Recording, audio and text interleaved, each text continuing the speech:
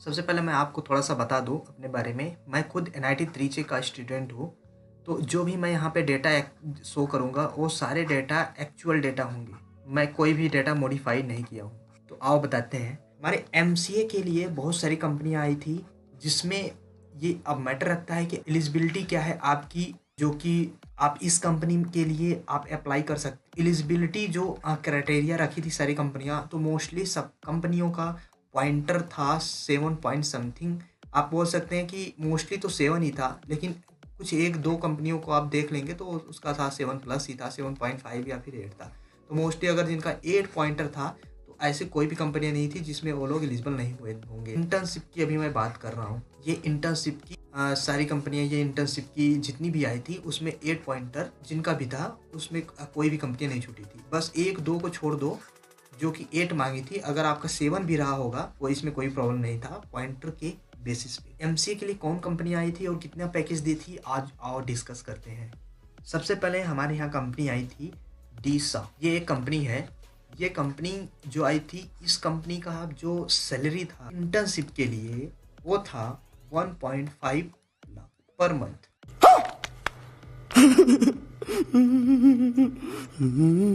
ये था इनका इंटर्नशिप का। लेकिन अभी ये फुल टाइम जब आपको मिलता है, इसमें फुल टाइम होने के बाद ये सैलरी अभी था हमारे इंटर्नशिप का, लेकिन जब फुल टाइम होता तो ये फुल टाइम 1.5 से एबव करता। तो अभी 1.5 से एबव हो जाता कब, जब आपका इसमें फुल टाइम हो जाता। तो आपके काम के बेसिस पे वो लोग फुल टाइम अप्लाई आपको ऑफर करते हैं। तो ये हो गया पहली कंपनी जो डीसा आई थी, जिसकी 1.5 लाख था इंटर्नशिप में पर मंथ सैलरी था इंटर्नशिप में, डीसा। अभी आओ देखते हैं हम दूसरी कंपनी कौन आई थी। हमारे पास दूसरी कंपनी आई थी, वो थी उबर। इसका क्या था, इसका था 1.6 लाख, 1.6 लाख पर मंथ। और प्लस इसमें था ट्रैवलिंग के खर्चे। जो भी हम ट्रैवल करते अपने कॉलेज से उस कंपनी को जाने के लिए जितने खर्चे थे, वो सारे कंपनी आपको देती। तो ये था 1.5 लाख इस उबर के लिए। ये आप थे एमसीए के लिए दिया था, जिसमें आपको बीटेक के लिए भी ये अलाउ किया था। और एमसीए की मैं बात केवल कर रहा हूँ, तो एमसीए में ये मांगा था 7 पॉइंटर प्लस, जिनका था मतलब आपको 7 या 7 के above, greater than or equal to 7, ये अगर आपका था तो आप एलिजिबल थे इसमें। प्लस एक्टिव बैकलॉग नहीं होना चाहिए। एक्टिव बैकलॉग का मतलब किसी भी सेमेस्टर उस टाइम तक जो जिस सेमेस्टर में आप हो, उस सेमेस्टर में आपका कोई भी बैक एक्टिव नहीं होना चाहिए। अगर पीछे आपका बैक लग चुका था और आप क्लियर कर चुके हैं उस बैक को, तो कोई प्रॉब्लम नहीं था। ये था उबर की कंपनी आई थी 1.7 लाख पे। उसके बाद हमारे पास आई थी कंपनी थर्ड थी, जो वो थी अर्सेजियम। ये थी अर्सेजियम का था 1 लाख पर मंथ इसका था। इसने मांगा था 8 पॉइंटर। यही एक कंपनी थी जिसने 8 मांगा था, 8 पॉइंटर। और करंट जो आपका सेमेस्टर चल रहा है, उसमें कोई एक्टिव बैकलॉग नहीं होना चाहिए। अगर ये नहीं है तो आप एलिजिबल थे इस कंपनी के लिए। हमारे कंपनी से हमारे कॉलेज से लगभग 10 से 15 लोग इसमें शॉर्ट लिस्ट हुए थे। फाइनली 3 से 4 लोगों को इंटर्नशिप ऑफर मिल गया था। और इसके बाद कंपनी आई थी हमारे यहाँ गोल्डमैन सेक। ये कंपनी जो थी, ये थी हमारे पास चौथे नंबर पे। ये चौथे नंबर पे कंपनी आई थी। इसका भी जो सैलरी था 1 लाख पर मंथ था। इसका भी 1 लाख पर मंथ था। और इसमें हमारे यहाँ एलिजिबल हुए थे, मोस्टली सारे एलिजिबल थे क्योंकि 7 पॉइंटर मांगा था, 2-3 लोगों को छोड़ के। और इसका जो था इसमें फाइनल राउंड में गए थे 6 से 7 लोग, जिसमें 2 लोगों को ये ऑफर दी थी इंटर्नशिप के लिए, और दोनों लड़की। ये हो गया गोल्डमैन सेक का। बात करते हैं इंटर्नशिप में ऑफर में मिला था। और इसके बाद आई थी 5वें नंबर पे अमेजन। इसका जो इंटर्नशिप का सैलरी था, वो था 60K, 60,000 रुपये पर मंथ। ये था थोड़ा सा कम था इंटर्नशिप में, लेकिन इसका फुल टाइम जब देती थी, ये 1 लाख के प्लस में ही फुल टाइम इसका था। 1 लाख प्लस ही था, 1.5 लाख के नियर अबाउट इसका, 1.5 लाख के नियर अबाउट में इसका था क्या, फुल टाइम होने के बाद। हमारे यहाँ से शॉर्ट लिस्ट हुए थे इंटर्नशिप में करीब 10 से 15 लोग इंटरव्यू के लिए, जिसमें 5 लोग फाइनल राउंड में गए थे और 3 लोगों को मिल गया था इंटर्नशिप ऑफर। अभी मेरी एक सीरीज चलेगी फुल टाइम ऑफर के लिए। फुल टाइम में कौन सी कंपनी आती हैं, कितनी सैलरी ऑफर करती हैं, कितने लोगों का हुआ था, उसको मैं एक्सप्लेन करूंगा। अभी ये इंटर्नशिप का आप लोग देखिए, उसके बाद फिर हम बात करते हैं फुल टाइम का। ये 5वें के बाद हमारे पास कंपनी आई थी 6वां, और ये 6वां कंपनी आई थी जेपी मॉर्गन। जेपी मॉर्गन आई थी। जेपी मॉर्गन की जो इंटर्नशिप की सैलरी थी वो 1 लाख पर मंथ। इसमें शॉर्टलिस्ट हुए थे 10 से 15 लोग, जिनमें 3 से 7 4 लोग एग्जैक्ट, ये थोड़ा सा मुझे कन्फ्यूजन है, लेकिन 3 से 4 लोग को इंटर्नशिप ऑफर मिल गया था।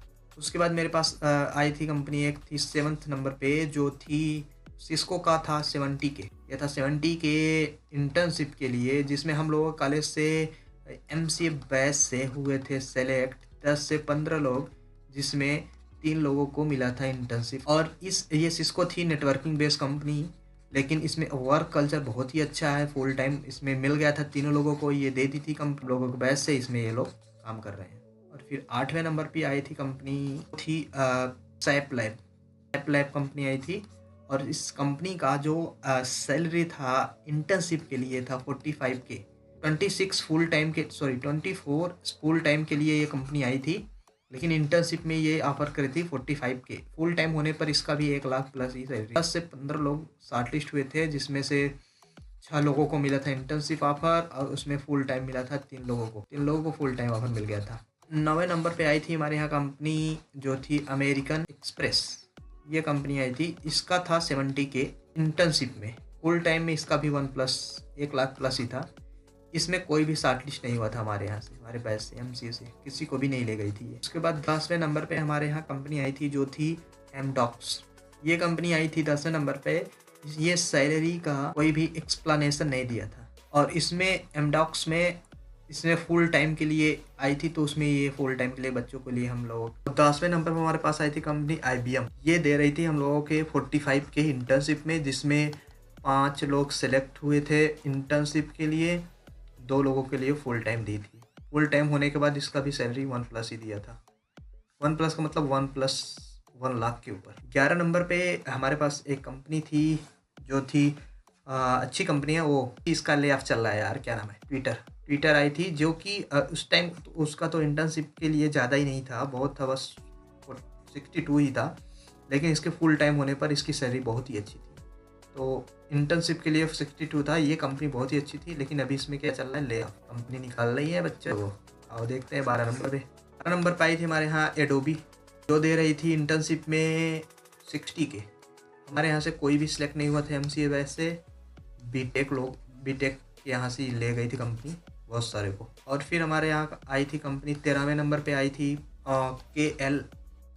KLA करके, और ये जो कंपनी थी इसकी इंटर्नशिप की थी 50 के, और फुल टाइम इसमें देने के बाद इसका भी सैलरी 1 लाख के प्लस ही था KLA में। अभी 14 जो थी वो थी एक फाइनेंस कंपनी, उसका नाम था अवेल फाइनेंस, और ये जो दी थी सैलरी, ये इसका आया था 20 के। और ये सैलरी ये तो था इंटर्नशिप का, लेकिन इसका जब फुल टाइम हुआ था, इसमें जो था उसका 80 के प्लस ही था उसकी फुल टाइम होने के बाद। जिसको इंटर्नशिप, हमारे यहाँ एमसीए से केवल एक लड़का सिलेक्ट हुआ था, और उसका फुल टाइम भी हो गया था इस कंपनी। और जो इस कंपनी में आई थी कंपनी, वो आई थी डेटा साइंटिस्ट के लिए, इसमें डेटा साइंटिस्ट। तो ये डेटा साइंटिस्ट के लिए एक लड़कों को बस लेकर गई थी हमारे यहाँ से एमसीए बैच से। उसके बाद 15वें नंबर पे आई थी company micron technology. Micron technology company जो आई थी, ये बहुत ही अच्छी कंपनी है। इसका था 50 के। जब फुल टाइम भी के लिए भी ये सेम कंपनी आई थी, और इसमें 10 लोगों का इंटरव्यू हुआ था, जिसमें वो किसी को नहीं ले गए थे। फुल टाइम ही ये लेकर गए थे। फुल टाइम का सीरीज आएगा तो उसमें मैं एक्सप्लेन कर दूंगा। अभी ये 16 नंबर पे आई थी एक कंपनी, जो थी वो थी डिलॉयट करके आई थी। ये अपना कोई भी डिस्क्लोज नहीं कर रही थी अपने इन्फॉर्मेशन किसी भी, कि कितना सैलरी देगी, क्या करेगी, कुछ नहीं बताई थी, बस आ गई थी। और इसमें 2 लोगों का हो भी गया था, बाद में वो लोग फुल टाइम इसको दिए भी नहीं थे। फिर उसके बाद हमारे पास आई थी कंपनी था एक पामविवा आई थी। ये ये भी डिस्क्लोज नहीं की थी कंपनी, 2 लोगों को लेकर गई थी और फुल टाइम भी दे दी थी, लेकिन ये बताई नहीं थी इंटर्नशिप कितनी दे रही है। फाइनल आई थी गूगल। इतनी सारी कंपनियां जो हमने बता दिया ऊपर, इसके बाद लास्ट में आई थी गूगल।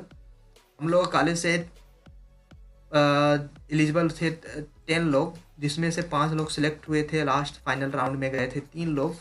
3 लोगों में दो लोगों का इंटरव्यू बहुत ही अच्छा गया था, बहुत ही हम लोग क्लास के टॉपर भी थे, बहुत ही अच्छे थे, लेकिन बैच था एमसीए वालों का।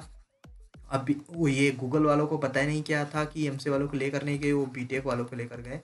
लेकिन वो इनका जो एमसीए वालों के स्टूडेंट बहुत ही अच्छे थे, बीटेक वाले भी रहे होंगे, तो इसीलिए वो बीटेक लेकर गया, एमसीए वालों को नहीं लेकर गया था। गूगल भी आई थी। धुआंधार कोडिंग करना है, कुछ भी हो जाए धुआंधार कोडिंग करते रहो करते रहो करते रहो, कुछ भी हो जाए कोडिंग को सबसे टॉप प्रायोरिटी पे दो, सबसे टॉप प्रायोरिटी पे कोडिंग पे, उसके बाद और सारे सब्जेक्ट अपना देख। लेकिन हमारा सबसे पहले प्रायोरिटी क्या होना चाहिए? कोडिंग। मेरी एक सीरीज आएगी कोडिंग की, एकदम एब्सोल्यूट बिगिनर के लिए एक सीरीज है हमारी, अभी हम डालेंगे, जिसमें एब्सोल्यूट बिगिनर कोई हो जिसको स्टार्टिंग से न समझ में आना कोडिंग कैसे करना हो, कैसे तरीका होता है कोडिंग समझने का, कैसे इनपुट लिया जाता है, किस तरीके से प्रिंट किया जाता है, कौन सा कोडिंग किए, किस लेवल का करे, सब कुछ एक्सप्लेन करेंगे।